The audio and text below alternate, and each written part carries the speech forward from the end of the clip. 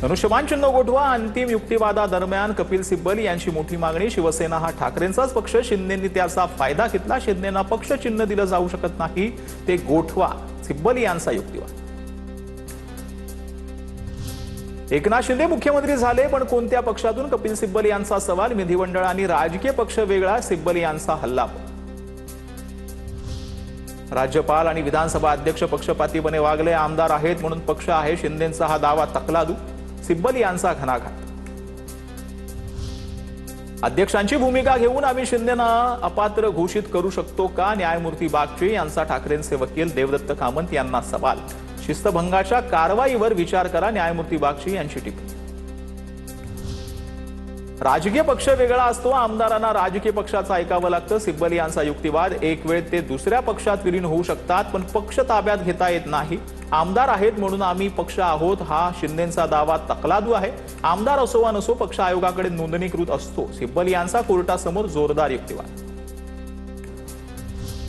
विधिमंडळ पक्ष तात्पुरत्या स्वरूपात असतो, आमदार निवडून आलेल्या काळापुरताच विधिमंडळ पक्ष असतो। शिंदेंचा दावा हे सरकारच्या जमिनीवर अनधिकृत बांधकाम केल्यासारखं आहे।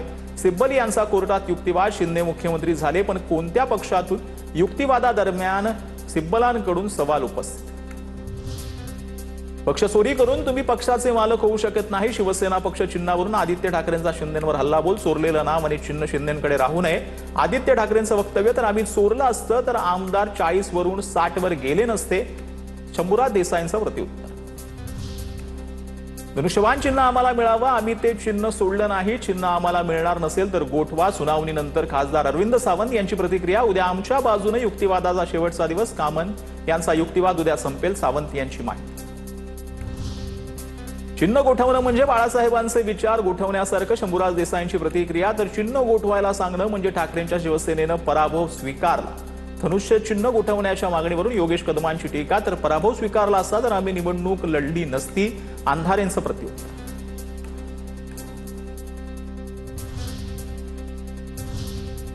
सगळ्यात मोठ्या टॉप 9 घडामोडी।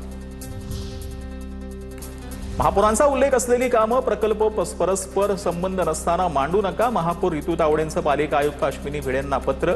महापौरांच्या नावाचा गैरवापर टाळा, अशाही संबंधित विभागांना सूचना।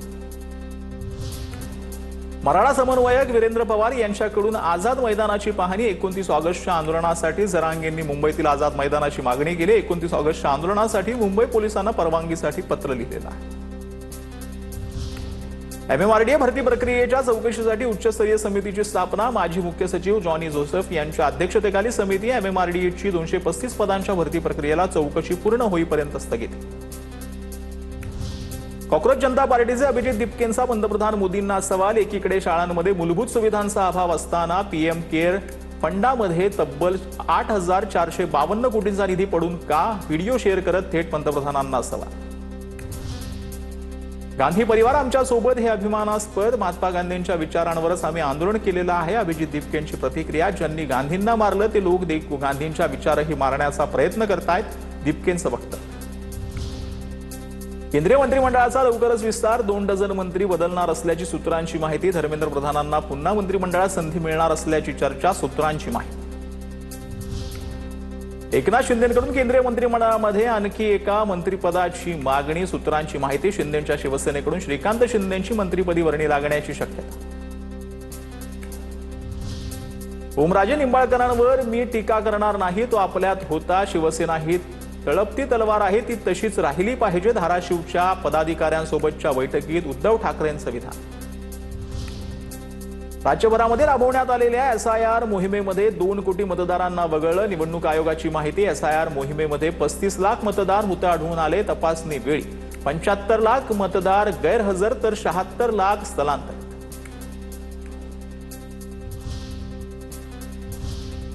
आता बघूयात राजकीय टॉप 9। मोदी शहा संपले काँग्रेस बैठकीत। राहुल गांधींचं मोठं विधान। सध्याच्या परिस्थितीवर चर्चा करत असताना राहुल गांधींचं विधान, सूत्रांची माहिती। काँग्रेस वर्किंग कमिटीच्या बैठकीत वंदे मातरमबाबत चर्चा झाली। वंदे मातरमच्या सुरुवातीची 2 कडवी काँग्रेस सार्वजनिक कार्यक्रमात गाणार। महिला आरक्षणाबाबतही बैठकीत चर्चा। पहिले 10 ते 20 दिवस जरांगे आंतरवाली सराटीत उपोषण करणार। मराठा आंदोलक मनोज जरांगेंची माहिती। प्रश्न न सुटल्यास उपोषण सुरू असतानाच मुंबईला निघणार, जरांगेंचा इशारा। मुंबई महापालिका महापौरांच्या सोशल मीडियातील प्रसिद्धीसाठी 25 लाख खर्च करणार. सोशल मीडिया सांभाळण्यासाठी पालिकेच्या स्थायी समितीमध्ये प्रस्ताव. महापौरांच्या सोशल मीडिया प्रसिद्धीसाठी 1 वर्षांसाठी निविदा मागवण्याच्या स्थायी समितीत प्रस्ताव. हा प्रस्ताव आयुक्तांच्या सहीनं त्याच्याशी माझा संबंध नाही. सोशल मीडिया खर्चाबाबत महापौर रितू तावडे यांचं स्पष्टीकरण. हे टेंडर नवीन नाही, पूर्वीपासून काढण्यात येत होतं असंही केलं स्पष्ट. महापौरांचा सोशल मीडिया खर्चाबाबत प्रशासनानं पुनर्विचार करावा. सत्ताधारी शिवसेनेची प्रशासनाला विनंती. विविध खर्चांबाबत मुंबईकरांच्या मनात संभ्रम किंवा गैरसमज निर्माण होऊ नये. प्रशासनानं जनभावनेचा विचार करणं आवश्यक. गटनेते अमय खोले यांचे ट्विट. महापौरांच्या सोशल मीडियावर प्रसिद्धीसाठी 25 लाखांच्या खर्चाचा प्रस्ताव. मुंबईकरांच्या पैशाची लूट का केली जाते? महापालिका असे बालहट्ट कधीपर्यंत पुरवणार? महापौरांची विटंबना चाललेली आहे. विरोधी पक्षनेत्या किशोरी पेडणेकर यांची टीका. रोहित पवारांनी पालिका आयुक्त अश्विनी भिडेंची भेट घेतली. नागरिकांच्या विविध समस्यांबाबत अश्विनी भिडेंची भेट घेतली. रोहित पवारांची प्रतिक्रिया. मिटकर नावाच्या अधिकाऱ्यानं पालिकेची जागा विनापरवानगी विकली, त्याच्यावर कारवाई करा असं पत्र आयुक्तांना दिलं. रोहित पवारांची माहिती. सोलापुरात अजितदादांच्या राष्ट्रवादीला मोठा धक्का बसलाय. वैराग नगरपंचायतीच्या उपनगराध्यक्षांसह 15 नगरसेवकांनी शिंदेंच्या शिवसेनेत प्रवेश केला. उपमुख्यमंत्री शिंदेंच्या नेतृत्वामध्ये पक्षप्रवेश झालेला आहे. बार्शीची समीकरण आता बदलणार. राहुल गांधींच्या 22 तारखेला पुण्यामध्ये छात्रों गुंज कार्यक्रम. SSPMS या मैदानावरती कार्यक्रम होणार. 30 अटींसह पुणे पोलिसांकडून कार्यक्रमाला परवानगी. कार्यक्रमासाठी सतेज पाटील यांनी घेतली पोलीस आयुक्तांची भेट.